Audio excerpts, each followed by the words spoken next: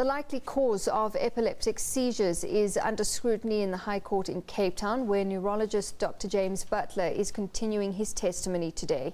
He's trying to explain why triple murder accused Henri Van Breda failed to call an ambulance for more than 2 hours after his family was attacked and killed, allegedly by an intruder 2 years ago. Butler has testified that sleep deprivation, alcohol consumption and extreme stress are the precipitators of epileptic attacks. He says the start of a seizure occurs when alcohol wears off the body. Van Breda earlier testified that he shared a bottle of wine with his father on the night they were killed.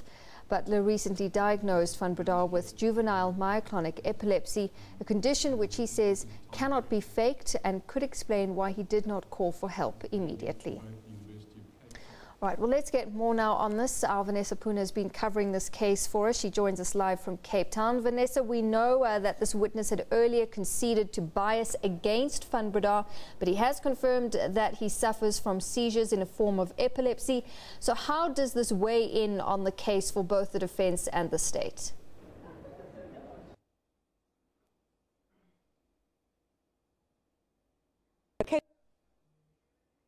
That Dr. James Butler has taken the stand in the murder trial of Henri Van Breda.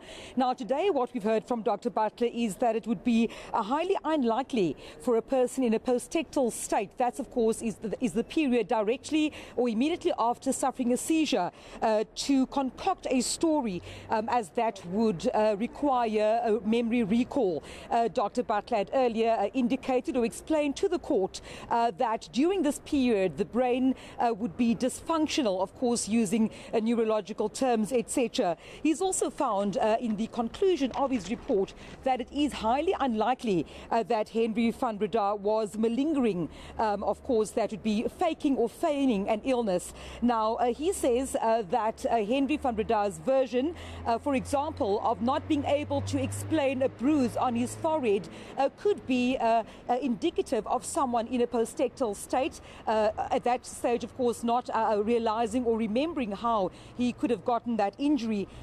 But also, when we talk about the cross-examination of Dr. Butler, which began a short while ago by State Advocate Susan Galloway, he has conceded that someone, also the accused, could have had access to large amounts or information pertaining to epilepsy from the internet. Of course, Advocate Susan Galloway earlier on then just putting to Dr. Butler the various conditions and what would happen during an epileptic seizure, what the symptoms of the illness would be.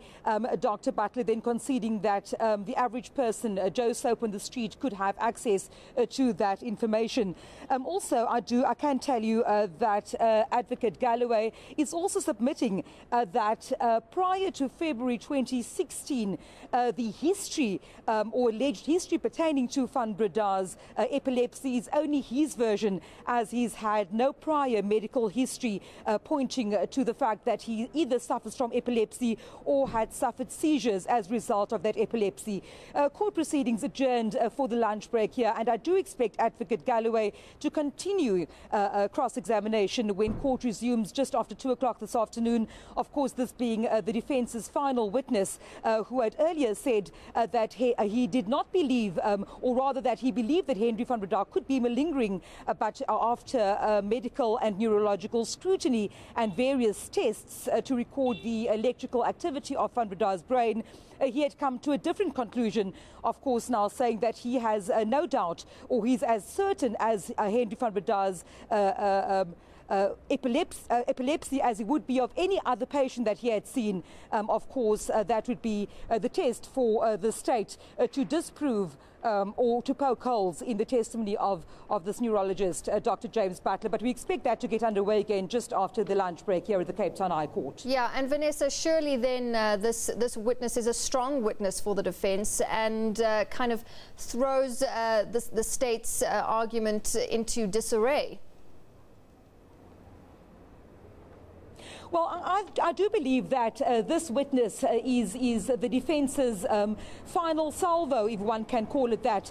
Quite a number of issues that had been highlighted in this trial. For example, the fact that Henri Van Breda could not remember how he, for example, got the bump or knock on his forehead. He could not explain away 2 hours, 40 minutes during which he lost consciousness before calling for help to see to his dying family. These issues are being explained through neurological terms by Dr. Butler. And of course, yes, the defense will rely heavily on his testimony, obviously depending on whether the court does indeed accept this witness's testimony, especially now after the state has pointed out or submitted that prior to February 2016, and that would also mean that as far back as January 2015, at the time that these murders were committed, that there was no evidence that Henri Van Breda had suffered epilepsy or seizures. All right, Vanessa, thanks so much. For now, we'll leave it there. Vanessa Puna monitoring that case for us in Cape Town.